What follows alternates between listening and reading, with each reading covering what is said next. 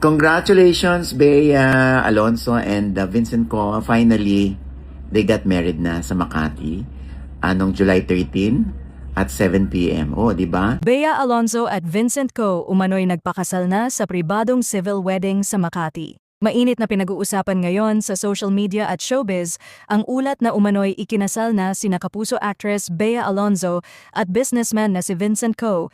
sa isang pribado at intimate na civil wedding na ginanap sa Makati City Hall. Ayon sa mga ulat, napakasimple at eksklusibo ng seremonya kung saan iilan lamang ang dumalo.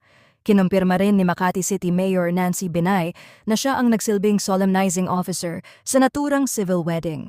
Lumabas din ang ulat na tanggap umano ng pamilya ni Vincent Co. si Bea Alonzo. Sa kanyang vlog na Ogie Diaz TV, ibinahagi rin ng showbiz columnist na si Ogie Diaz ang balitang kasal at nagpaabot ng pagbati sa dalawa. Ayon sa kanya, naganap umano ang civil wedding noong Hulyo 13, bandang alas 7 ng gabi sa Makati. Congratulations Bea Alonzo and Vincent Co. Finally, they got married na sa Makati noong July 13 at 7 p.m.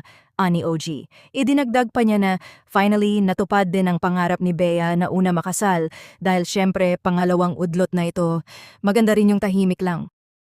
Lalo pang umugong ang espekulasyon matapos magbahagi si Mayor Nancy Binay ng larawan nila ni Bea Alonzo sa Office of the Mayor. Gayunpaman, sa kabila ng mga ulat at pahayag mula sa iba't ibang source, wala pa ring opisyal na kumpirmasyon o pahayag sina Bea Alonzo at Vincent Co. tungkol sa umano'y kasal, kaya patuloy na inaabangan ng publiko ang kanilang magiging reaksyon.